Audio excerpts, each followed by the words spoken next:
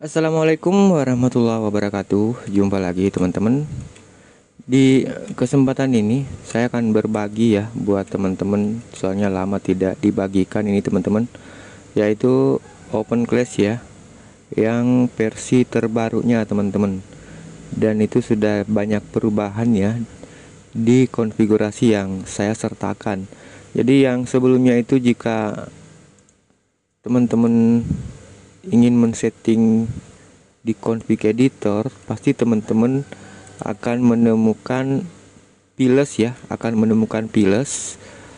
Eh, di updatean kali ini sudah tidak ada piles teman-teman. Jadi untuk lebih mempersimpel aja sih sebenarnya ya, dan juga jarang yang menggunakan piles. Jadi yang ada hanya Trojan dan Pimes teman-teman. Jadi yang ada hanya Trojan dan Pimes. Untuk ini jangan ya, modem 1 modem 2 tidak disertakan, karena ini dari backupan saya yang sebelumnya menggunakan dual modem teman-teman.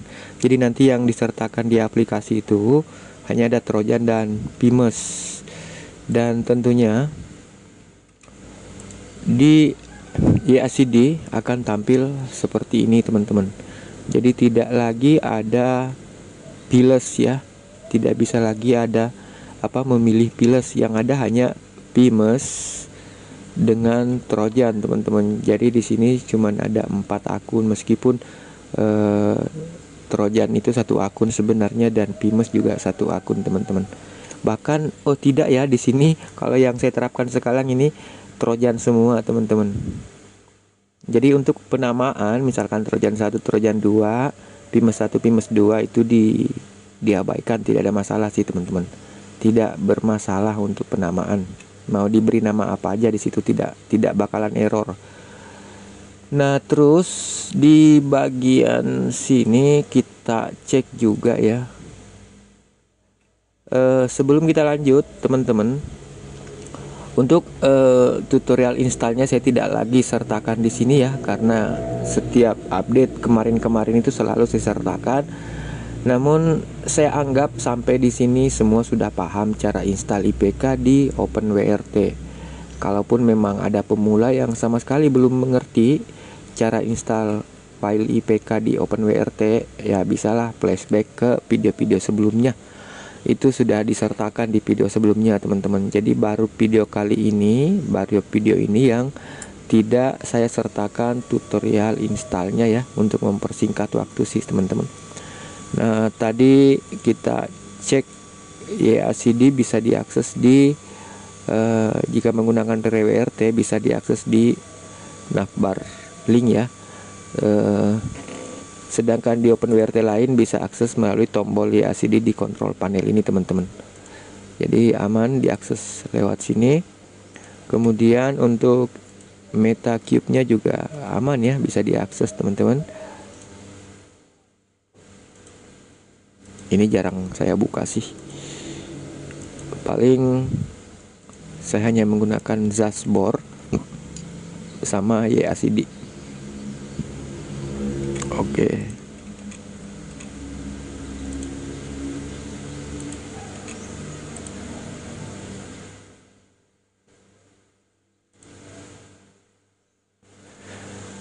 Nah, baik teman-teman. Jadi untuk mengupdate dashboard itu bisa menggunakan tombol ini ya, upgrade dashboard. Bisa lewat sini.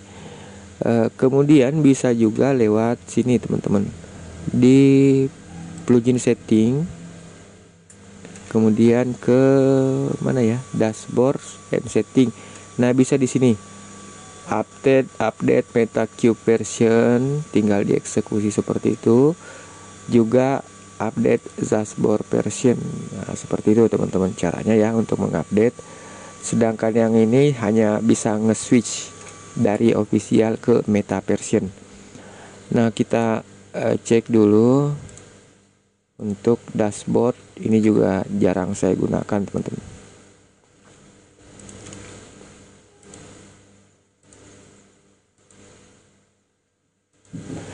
Nah, kemudian jadi yang saya sertakan itu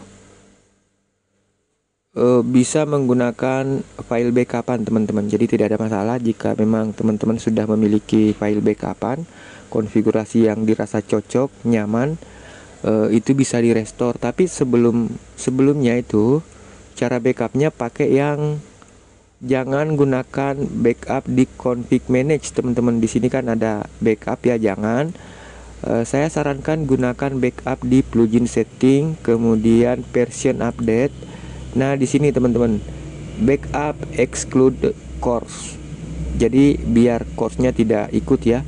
Karena misalkan teman-teman menggunakan OpenWRT, menggunakan OpenClass versi lama, misalkan 0.47.06 seumpama itu ya. Kemudian teman-teman backup menggunakan menu config manage tadi, itu akan nge-backup core. Nah, jika core-nya terbackup, belum tentu bisa lancar atau kompatibel dengan versi sekarang teman-teman. Nah, kalau tidak di backup core-nya, nanti teman-teman download sendiri atau otomatis ya, mendownload core pada saat diinstal itu atau diupdate, bisa memilih core yang sekarang teman-teman, latest core istilahnya ya, core terbaru sesuai dengan versinya. Jadi kalau backup, saya sarankan backupnya menggunakan backup exclude cores. Jadi seperti itu teman-teman. Nah, kemudian untuk override setting sendiri, default yang saya sertakan itu di bagian DNS. Nanti teman-teman tentukan ya, karena saya hanya menyertakan DNS Google ya. Saya hanya menyertakan DNS Google. Jadi untuk kenyamanan teman-teman silahkan ganti atau tambah DNS. Kemudian untuk yang tidak ingin menggunakan custom DNS, ini tinggal hilangkan centangnya. Kemudian centang yang dua ini teman-teman, append upstream DNS. Akan tetapi jika seperti ini itu mengalami kebocoran DNS teman-teman. Kalau tidak pengen bocor DNS, centang aja yang ini, custom DNS setting dan respect rules-nya teman-teman. Kemudian untuk meta setting, biasanya saya di sini pilih meme konservatif, sekarang saya disable. Kemudian enable sniffer-nya itu diaktifkan. Kemudian force snip pure IP juga aktif. Dan yang di atas ini hanya enable TCP concurrent dengan enable unified delay. Cuman itu teman-teman. Smart setting tidak ada settingan. Di sini juga tidak ada ya. Kemudian yang lainnya aman teman-teman, tidak ada masalah karena ini menggunakan config backupan ya, atau proxy-nya itu ada di folder OpenClass-nya teman-teman, bukan config yang simple ya, atau satu file atau gabung ya. Di sini bukan, ini filenya terpisah teman-teman. Nah, jadi seperti itu. Sudah tidak ada piles. Dan satu lagi teman-teman, jika sebelumnya itu sepertinya tidak ngeblok iklan begini sebenarnya teman-teman. Itu sengaja untuk iklan-iklan Google, itu saya sengaja ya untuk loloskan. Karena ada beberapa website yang memasang iklan Google itu memasang script juga, tidak bisa mengakses web page-nya jika kita ngeblok iklannya teman-teman. Nah, itu solusinya ya, kalau memang pengen lebih tajam lagi blockingnya, teman-teman lihat di streaming.